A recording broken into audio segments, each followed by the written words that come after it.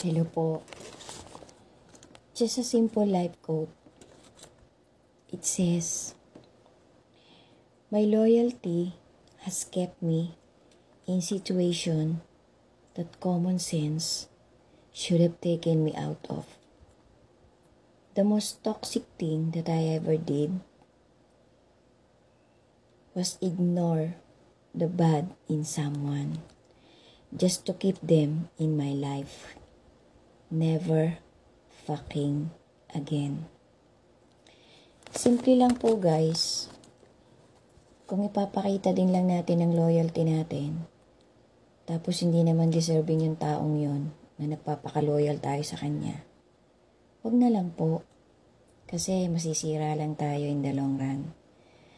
Kasi hindi naman deserving yung binibigyan natin ng loyalty natin.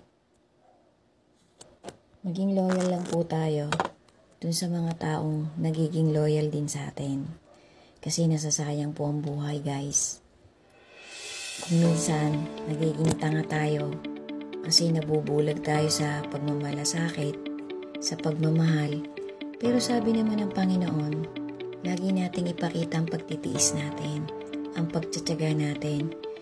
Pero tayo nga ay tao lang, may hangganan ng lahat. Kung magtitiis din lang tayo sa taong nananakit naman sa atin, lumayo na lang tayo para magkaroon tayo ng kapayapaan. Ipaubaya na lang natin ang taong sa iba at ipagdasal natin sa Panginoon ang kanyang pagbabago. Yun lang po guys. Sana po it makes sense. Good luck to us all and always remember, never lose your faith.